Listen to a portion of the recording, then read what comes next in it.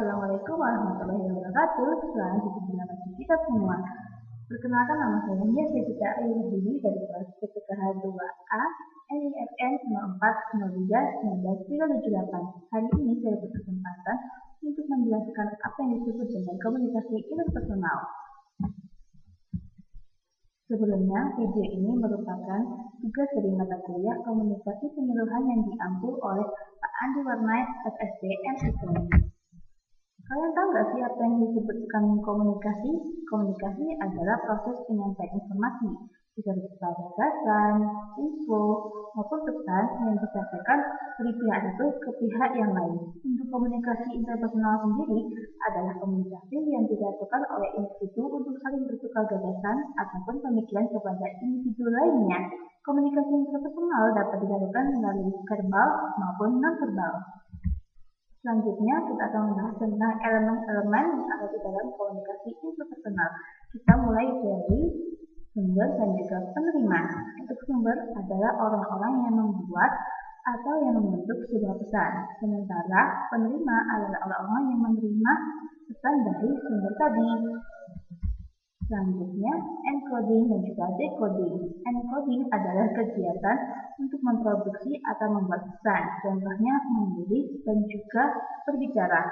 Untuk decoding, sebaliknya, yaitu memahami dan mendapatkan pesan dari para sumber, contohnya membaca dan juga mendengarkan.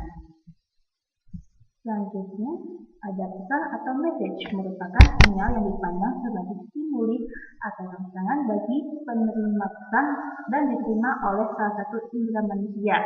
Pesan juga dimaksudkan adalah menegosiasi makna yang diperoleh dari komunikasi interpersonal melalui pengiriman dan penerimaan pesan verbal dan pesan non-verbal. Kemudian ada yang disebut dengan media atau channel. Media atau channel sendiri merupakan jembatan antara sumber dan juga penerima. Ini juga dimaksudkan agar para sumber dan juga penerima bisa menerima informasinya dengan jelas. Jika melakukan komunikasi secara tatap muka, maka medianya adalah kelima panca indera. Namun jika dilakukan melalui dunia maya, tentu medianya bisa berupa media sosial, seperti Facebook ataupun Instagram. Selanjutnya ada gangguan atau noise. Secara teknis, gangguan atau noise ini adalah sesuatu yang mendistorsi sebuah pesan atau yang mencegah penerima menerima pesan dari sumber. Selanjutnya adalah umpan balik atau feedback, yang merupakan informasi yang kita terima sebagai bentuk respon terhadap pesan yang telah kita kirimkan. Umpan balik dapat berupa verbal maupun non-verbal, positif dan juga negatif, tergantung bagaimana penerima menerima sebuah pesan tadi.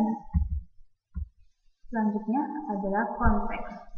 Suatu komunikasi selalu berlangsung di dalam sebuah konteks, yang merupakan lingkungan yang mempengaruhi bentuk dan isi pesan yang akan disampaikan. Selain itu, konteks lingkungan dan konteks situasi juga merupakan komunikasi yang mempengaruhi keluaran atau efek yang dihasilkan. Dan yang terakhir ada etika.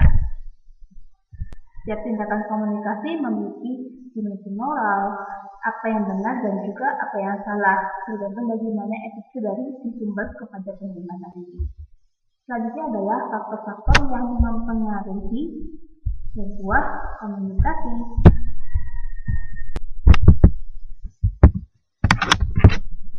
Kita mulai dari percaya, yakni suatu keyakinan yang kuat mengenai keandalan, kebenaran, kemampuan maupun kekuatan seseorang atau sesuatu.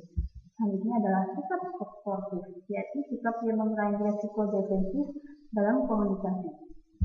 Dan yang terakhir adalah sikap terbuka, yakni memiliki pengaruh yang besar terhadap keefektifan komunikasi interpersonal, karena melalui sikap terbuka kita bisa memiliki juga sikap yang jujur, sehingga komunikasi bisa berlangsung secara lancar tanpa ada yang namanya miskomunikasi. Selanjutnya adalah tahapan hubungan interpersonal. Menurut Joseph A. DeVito pada tahun 2013, hubungan interpersonal dibangun melalui beberapa tahapan. Yakni yang pertama adalah kontak. Pada tahapan ini terdapat beberapa jenis kontak persepsi seperti yang kita lihat, apa yang kita dengar, dan lain sebagainya. Pada tahapan ini terdapat beberapa jenis kontak persepsi apa yang kita lihat dan apa yang kita dengar.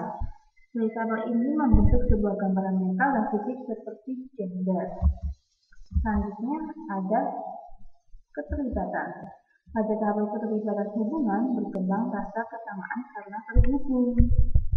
Di sini kita dapat memahami dan mencoba untuk belajar lebih banyak tentang orang lain.